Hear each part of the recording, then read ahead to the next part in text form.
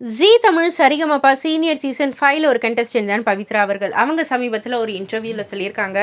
அனைவருக்கும் தெரியும் பவித்ராவுடைய கணவர் வந்து இறந்துட்டாருன்னு. பவித்ராவுடைய குழந்தை நக்ஷத்ரா அவர்கள் வந்து அவங்கள பத்தி வந்து சொல்லக்குள்ள, நக்ஷத்ராக்கு இப்ப வரைக்குமே அவங்க அப்பா இறந்துட்டாங்கன்ற அந்த ஒரு புரிதல் இல்ல. ஏதோ வெளிநாட்டுல வேலை செய்றாரு, வந்துருவாரு அப்படின்றது தான். இப்ப கூட ரீசென்ட்டா நக்ஷத்ராக்கு பிறந்தநாள் கொண்டாட்டம் நடந்துச்சு. அப்பவும் அவங்க அப்பாவ கேட்டு ரொம்பவே என்கிட்ட வந்து கேட்டுக்கிட்டே தான் இருந்தா. ஸோ, அவகிட்ட நான் இப்போ வரைக்கும் வெளிநாட்டு போயிருக்காங்க, வந்துருவாங்க. இந்த ஒரு வார்த்தைய தான் நான் வந்து சொல்லிக்கிட்டு இருக்கேன். நம்ப உயிரே மாய்ச்சுக்கலான்னு நெனச்ச இதுலயும், என் புள்ளைக்காக தான் நான் வாழ்ந்துகிட்டு இருக்கேன். அண்ட் இந்த ஒரு வெற்றி நான் இப்ப அனுபவிக்கிறேன்னா, எல்லாரும் வந்து அவங்க காரணம், இவங்க காரணம் சொல்லுவாங்க. ஆனா, எனக்கு என்னுடைய குழந்தை தான் வந்து காரணம். அவளோட சப்போர்ட் இருந்ததால மட்டும் தான் என்னால இந்த மேடையில ஏறி இந்த அளவுக்கு நான் வந்து ஒரு பாடம் முடிஞ்சது. அது மட்டும் இல்ல, அங்க இருக்கிறவங்க எல்லாருமே வந்து நக்ஷத்ராவ அவ்ளோ அழகா பார்த்துக்கிட்டாங்க.